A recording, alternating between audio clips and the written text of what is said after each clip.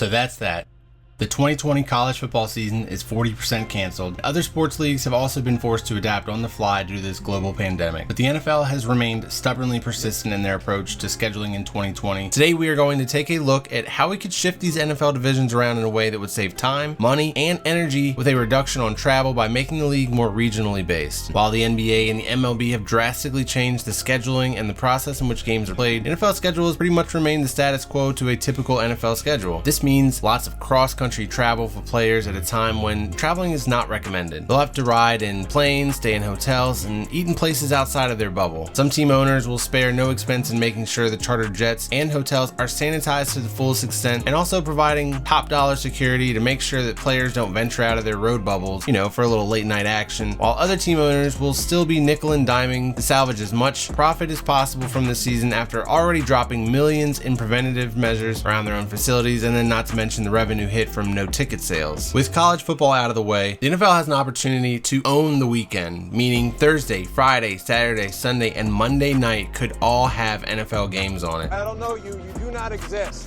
Now this would require a massive shift in the schedule. They've done this in the past, shifting games from Sunday to Saturday, but with a month still to the NFL kickoff, I wanted to take a look at how the NFL could potentially realign the NFL divisions to a more geographical proximity. Now realigning the NFL divisions has always been a fun hypothetical discussion, and at this point, it's also highly unlikely the NFL would ever even entertain the idea of it, especially right now for this upcoming season, but there's never been a better season to test out a realignment of the NFL divisions than this one. Like the strike season, there's going to be an asterisk next to the 2020 NFL season when looked back upon. The NFL might as well jump in with both feet and make it a memorable one. So let's quickly look at the evolution of the NFL divisions since the 1970 NFL-AFL merger. You'd be surprised at how different the landscape was not that long ago. If you're not interested in the history and just want to see the realignment, skip ahead to this time in the video. And real quick, before we get started, please hit that like button, subscribe if you're new to the channel, and let me get my NFL Films video voice ready for this quick history lesson. The final year of the AFL was 1969. Nice. And this is how the divisions looked in each league respectively. Most of the leagues were set up regionally, and oddly enough, the current NFC North was set up as the Central Division in the Western Conference. The Atlanta Falcons and the Baltimore Colts being in a coastal division makes sense, but for it to be in the Western Conference is a little bit of a head scratcher. This was corrected for the Colts after the merger, but the Falcons were still placed in the NFC West despite being geographically located in a much more eastern position than the Cowboys and Cardinals. In 1976, the Seahawks and Buccaneers were enfranchised. Seattle got put in the NFC West, but the Bucs got the Falcons treatment and got thrown into the AFC West because they had to keep balance. However, the following year it was corrected and the Bucs and Seahawks switched conferences so that the Seahawks could take their spot in the West of the AFC while putting the Bucs in the NFC Central. In 1984, the Colts moved to Indianapolis and remained in the AFC East, but after the Cardinals moved to Arizona in 1988, they should have immediately switched with the Falcons. In 1995, the NFL finally decided to fill those 4-team divisions with some new cats. The Panthers got the same welcome to the NFL placement that the Falcons and Buccaneers received by being placed in a Western division, despite being an obvious choice for an Eastern one, but at least there's balance now with 5 teams in all 3 divisions in both conferences. Then, in 1999, the Cleveland Browns went and screwed it all up. Go figure, right? They were reinstated after the original franchise left for Baltimore 3 years prior, and were placed in the AFC Central Division with the rest of the current AFC North. This made it 31 NFL teams, and it doesn't matter how you split that down the middle, it doesn't divide evenly. It wasn't until 2002 that we established the NFL divisions we have now, with the addition of the Houston Texans expansion team, bringing the team total up to 32 and allowing balance to be restored once again. Perfectly balanced,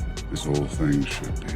So it's been 18 years since the NFL divisions have seen a shakeup because you don't fix something that's not broken. These teams have spent 18 years at the very least building rivalries against their divisional opponents. I mean, back in my day, we hated people for the team that they rooted for, not which side their political views fell on. But 2020 has been a life-changing year for almost the entire planet to some degree. This is that final moment of lag before you hit the refresh button on your internet browser. While most of the necessary changes to our normal lives have been for the worst, there are some positive things that I think that we can all take away from these trying times, so why not use this as an opportunity to see if there's a better way for the NFL to operate? Barring a worst case scenario, dear Lord baby Jesus, please don't let us reach that point. This is in no way, shape, or form going to be an option for the 2020 NFL season at this point. At least I don't think so. This is just for fun, based around a scenario that has presented itself due to the brainstorming and problem solving for the recent discussions regarding the 2020 college football season, but from an efficiency standpoint, this is an option for the future, but mostly just for your entertainment. Let's go division by division. First up, we break up the country like like the NBA has with the Eastern and Western Conference. It just makes the most sense traveling distance wise. In the Eastern Conference, let's start with the Northeast Division. The Northeast Division would house 3 of the current 4 members of the AFC East, while allowing the Dolphins to move on from their position as the thorn in the Patriots' foot, but still allowing the Bills and Jets to avenge themselves after being treated like a little brother for the last 2 decades. Replacing the Dolphins would be the Giants, allowing for the 3 New York teams to battle it out every year, while also eliminating travel for 2 teams 2 weeks of the season altogether, with the Giants and Jets already sharing a stadium. The Giants would also get to play the Patriots twice a year, so we can revisit those Super Bowl losses as much as possible. Moving on, the Mid-Atlantic Division would also feature some really good rivalries. You've got the obvious ones with the Steelers and Ravens continuing their hard-hitting rivalry from the AFC North and allowing the Eagles to continue beating up on the Washington football team. But then we get 2 rivalries that we don't get to see nearly enough, with the Steelers and Eagles fighting for Pennsylvania, and then the Battle of the Beltway, which is one of the best rivalry names in all of sports for one of the most meaningless rivalries due to the lack of matchups. I had to give a shout out to the DMV on this one. Next, we have the Southeast Division. Now, this division would help us contain the crazy that is seemingly always coming out of Florida, and hopefully allows us to stop the bleeding in Georgia. I'll admit, this one kind of shatters some really good rivalries, especially for the Falcons, but honestly, from an outsider's perspective, their rivalry with the Saints seems like one of the more toxic rivalries in the NFL, and not the good kind of toxic. They still get to play the Buccaneers, and the Jaguars and Dolphins, they just needed fresh starts anyways, so let's let the Florida teams duke it out with the Falcons. From here on, teams got a little harder to place. The Central Division has a variety of teams that could logistically fit in it, but I'm also trying to maintain rivalries with rich history, and the Browns and Bengals, they're longtime rivals, so that makes sense. But other than that, this division kind of became my dumping ground for those lacking a historic rival. Sorry, Colts and Panthers fans. As a consolation though, you do get to beat up on these dumpster fires from Ohio. Now let's move on to the Western Conference, starting with the Midwest Division. And this division, they keep it classic. These 4 teams have been in the same division since the Vikings were enfranchised in 1961, and this division features some of the best rivalries in football, including the Bears and Packers, which is the oldest rivalry in football. I almost threw the Lions into the Central Division because, well, you know, they're the Lions, and like I said, it was kind of a dumping ground for bad teams, but I decided if there's one division that should remain intact, it's this one. Everybody is close in proximity, and the history is so rich, so if it ain't broke, don't fix it. The South Division finally sees the Cowboys put where they should be. Instead of forcing them into that East Coast bias for TV ratings and whatnot, you do lose the Cowboys' historic rivalries against these teams, the Giants, the Eagles, and the football team. But yeah, it's time to develop new rivalries with the other team in Texas, the team that used to be in Texas, and their neighbors from New Orleans. The Rocky Mountain Division is the AFC West minus the Chargers, who are replaced with the Cardinals. The Chiefs, Raiders, and Broncos, they do have some really rich history,